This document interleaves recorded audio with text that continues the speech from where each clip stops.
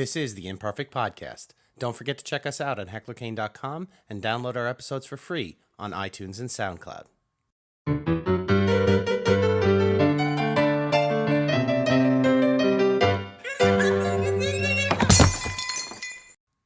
On today's Imperfect Podcast, we're interviewing Sam Sherman. He's a writer, producer, and a distributor of films. He's the founder of Independent International Pictures, and we've already had one interview with him. And this is the second part of that interview. We got a chance to go to his house in New Jersey, where he invited us, the whole crew over, and he served us cheese and little bits of drink. So it was a good time. We really appreciate him taking his time out of his busy schedule to sit and talk with us. So Sam and Sal, let's hear it from you guys.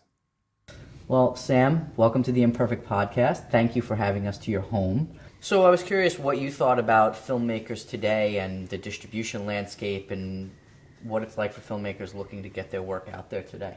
Well, I've been in contention with the major studios from the beginning. Mm-hmm. When I realized that I was not going to crack them, that I was not going to be involved with them as I wanted to be originally, it made me declare my oath of independence, and it meant as an independent I'd be in contention with them.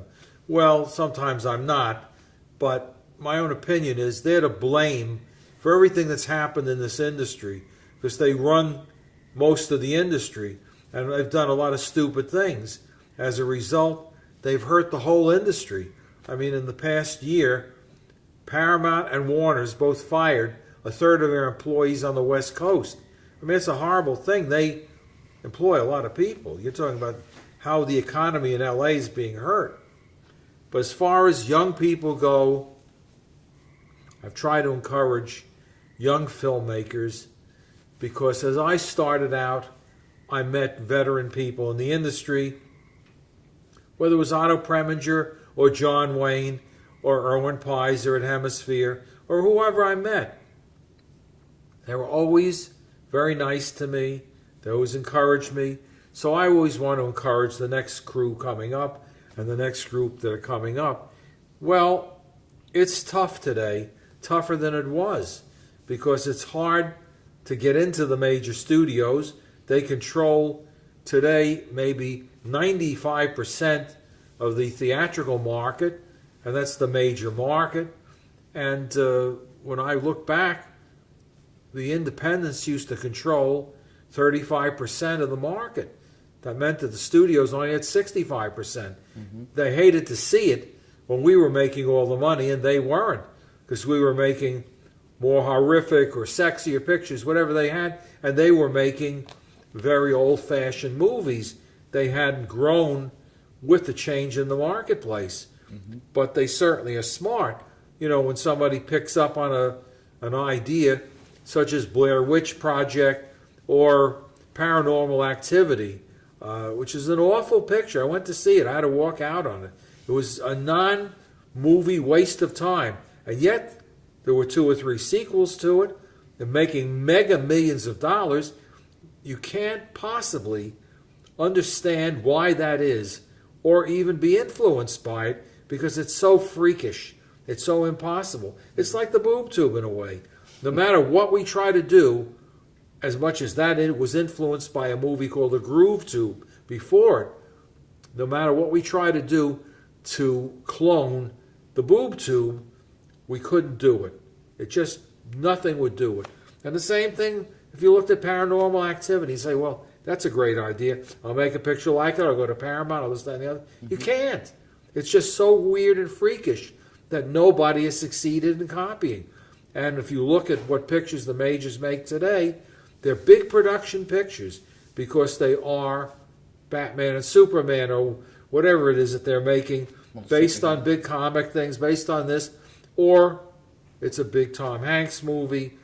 But they're well directed. They're shot all over the world. These pictures are costing $100 million and more. It means it's a very hard thing. Is it impossible? No, it's not impossible. Mm-hmm. But one has to realize, especially young filmmakers, when you get started, that the cards are stacked against you. And you're saying, well, I was thinking I want to go into an industry that doesn't want me. At the time, when I started out, it wasn't an industry that didn't want me. It didn't care one way or the other about me. Couldn't care less if I wanted to do something or not do something, nor would they guess what I would end up doing. They didn't care. They were doing their own thing. Today, they don't want you at all. So how do you get around that? You have to look at what is going on. And today, we're seeing things change so amazingly fast. We've seen the growth of internet movies, programming, all that sort of thing. And where is that going? Nobody knows. Not even the studios know. They don't have a guess as to where it's going.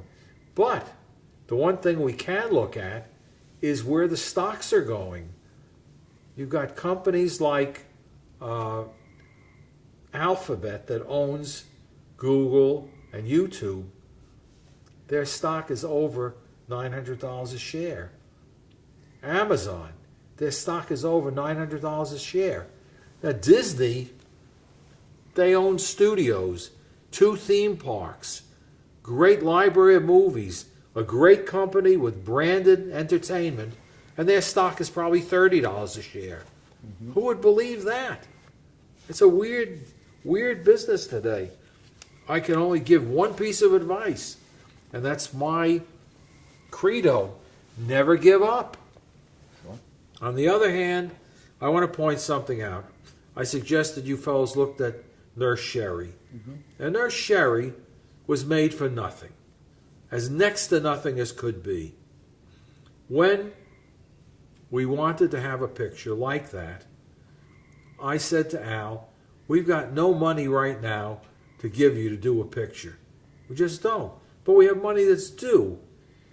Go out and put a second mortgage on your house, and we'll do this picture. Well, what a partner is that? What partner would do that? Al was like my brother. And unfortunately, if you know the story of Al, he was sadly murdered. Do you fellows know anything about that? No, I did not know about that. Well, look him up on the internet.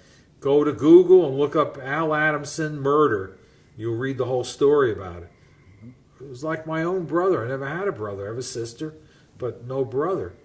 But we started this company together. We made all these pictures. We did a lot of great things together. And Al was murdered by a man who was rebuilding his house down in Indio, that's south of Palm Springs. It was a great tragedy. He went missing for a long time. We looked for him. We brought the police in and the FBI and all that sort of thing. Eventually he was found entombed in his house. It's a horrible story. But on the other hand, Al would say, because he's gone now, spell the name right. He's gotten a lot of publicity, and it's a funny thing that happened. 6 months before he died, he said something to me that was so strange. And life can be very weird, and if you're in horror and weird pictures, you'd expect weird things to happen. And we had a little gag, one of our many kind of personal things that we had that we talked back and forth. I'd say, Al, I want you to do something for me. And he'd say, what is it? I said, I'm not telling you. You have to agree first. Well, who would do that? What a relationship we had. He'd say, okay, I agree. What is it? And I'd say, da-da-da-da-da. And he would do that, whatever it is. And only once did he say to me, I've got something I want you to do for me. I said, okay, what do you want? He said, no, I'm not going to tell you. You have to agree first. You're always doing that to me. I said, okay, I agree. What do you want? And he said, I want you to do 3 things. Number 1, I want you to tell my story to the world. What I've directed, what I've done, how I had the career, all that sort of thing. Number 2, I want you to keep the films that I've directed in distribution so that people can see them. And number 3, I want you to finish the UFO film that we were working on. Well, I haven't finished that film. it sort of bothers me, especially since I gave my word on it. It means a lot to me. And in the case of Tell My Story to the World, I worked on a book called Schlockorama, The Films of Al Adamson, done by David Konow. That's a really good book. It tells the whole story of this. Then we had an E! True Hollywood story about Al. That was big. And I was following the background of Ed Wood. He had a book written about him. Then he had a documentary done about him. And then he had a movie done about him. So we're working on doing a movie about Al and myself making these pictures and all that. And we've been working on that for a number of years. But in general, I've kept Al's name out in front. I've been interviewed by people. I've told about him, discussed all these things. We have a film by the name of Dracula versus Frankenstein. And I wanted to ask you about that. That's probably one of the more popular films on the horror genre, right? Everybody knows Dracula versus Frankenstein. It's very popular. It's very popular. And it went through several levels of reshooting and changing.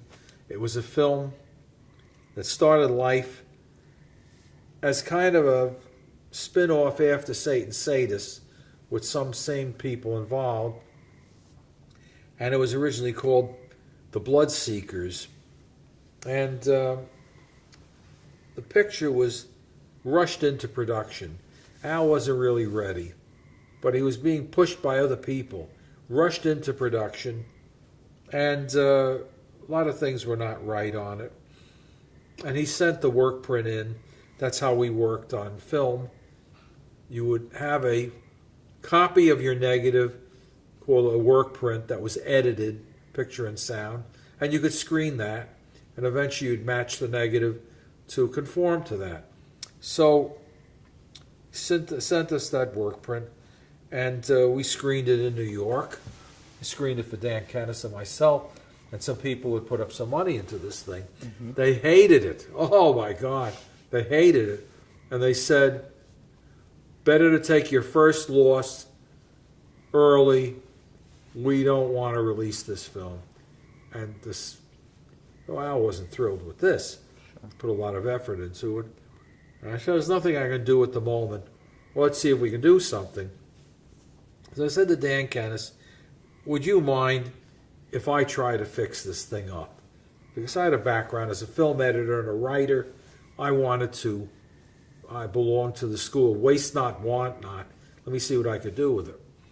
He said, okay. So I brought in a Moviola, which we didn't have, a big editing machine that was into the office where we were, and I started looking at it. And the main mad doctor in the picture was played by J. Carrol Naish. He was an Academy Award nominee or winner, been in a lot of major pictures.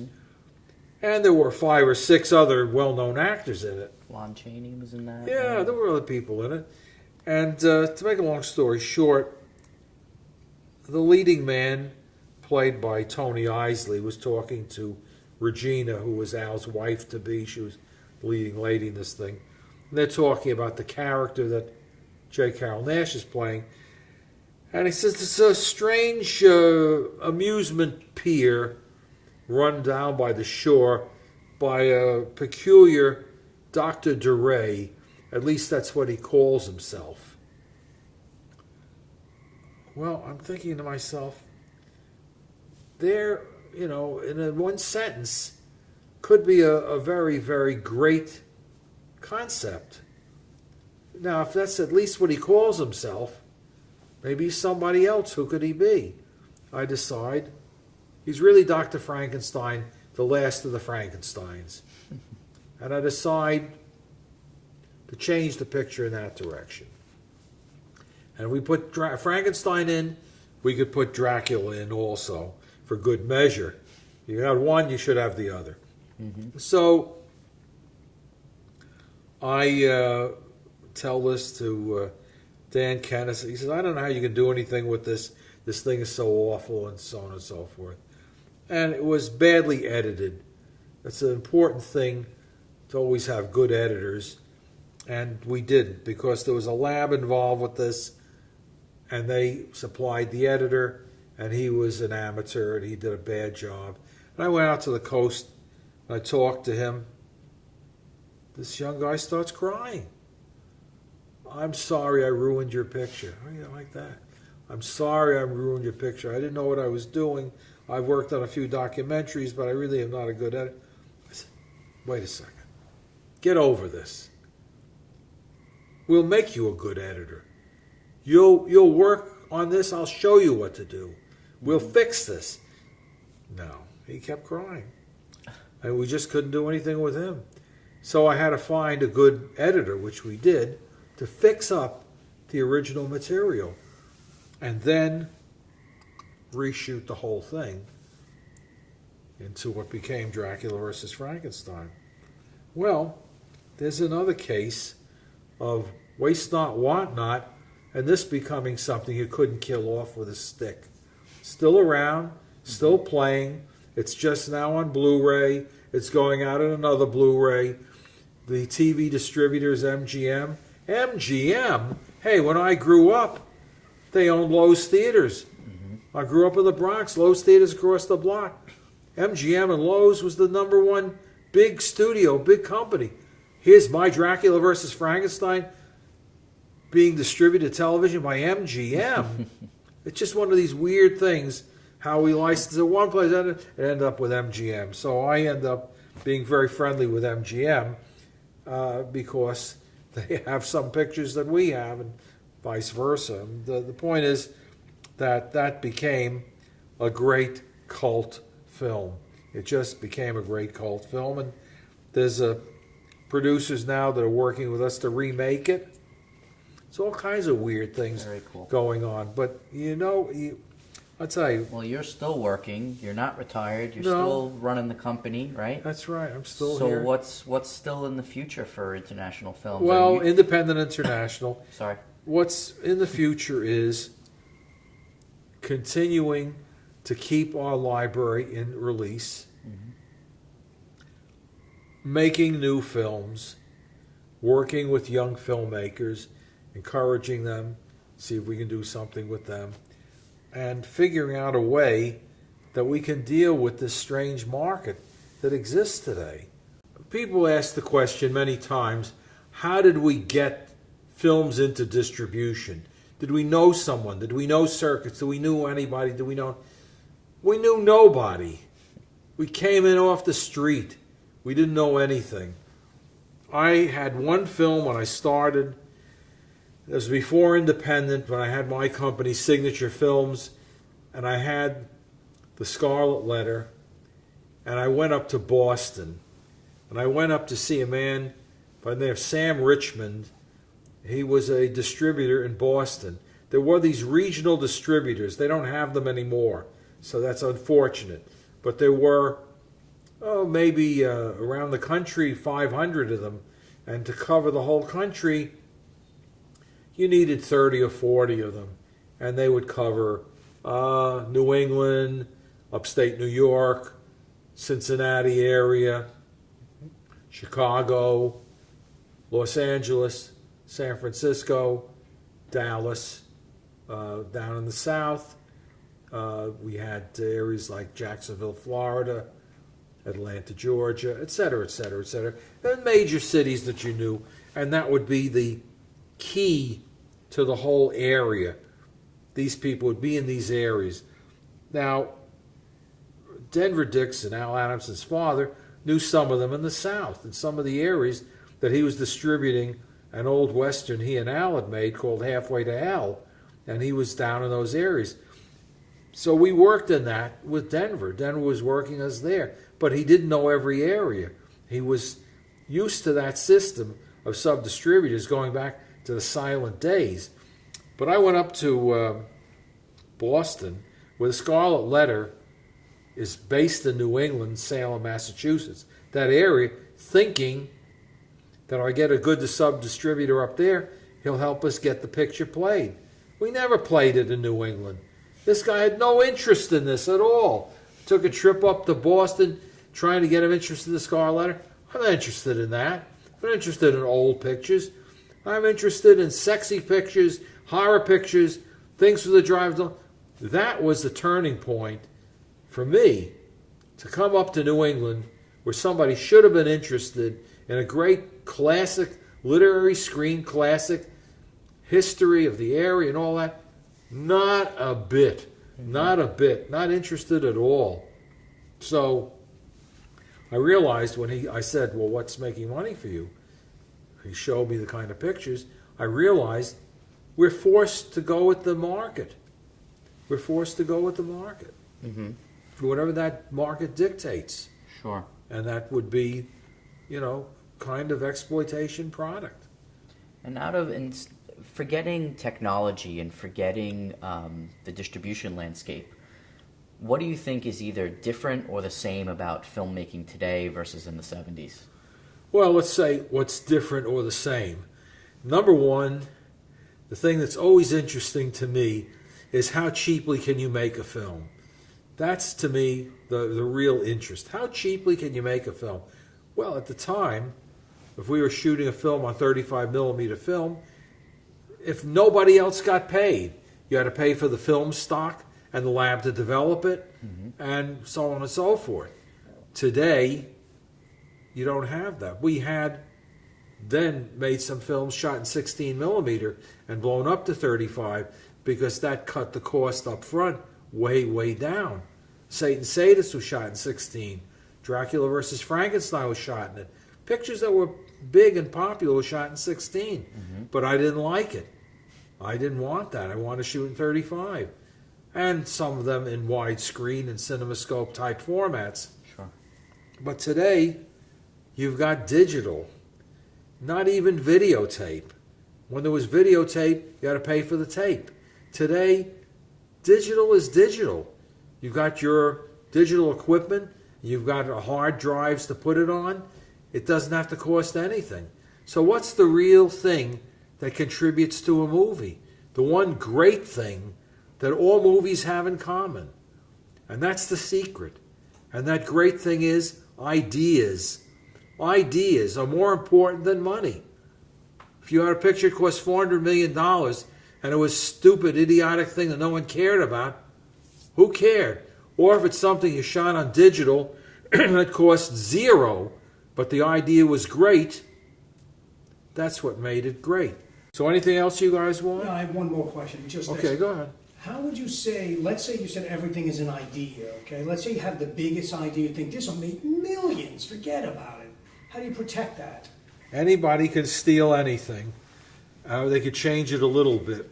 But the one thing you can do that costs nothing is the Writers Guild of America allows you to register written things with them. Now, they're Writers Guild East. I think they're on 57th Street in Manhattan. You can take a script, a story, a one-page idea, or anything, and register it free with the Writers Guild East, and you've got it there. And then if you write to somebody who's ripped you off, you say, we're going to take you to court and sue you, and my thing is registered with the Writers Guild of America. And that's respected in this industry everywhere. That answer your question? Very good. Thank you. Excellent. Yes. Sam, Or another idea is to send a copy of it to yourself also, certified mail. You have proof that you have a dated thing. But there's something about the Writers Guild that sounds better than what it is. But you could look it up on the internet and see what it is. And you could always ask me. Want some advice? Say, how do you protect this? How do you do this? Whatever it is. very cool. Sam, thank you so much for your time today. My pleasure. This was really great. We learned a lot, and you were a lot of fun.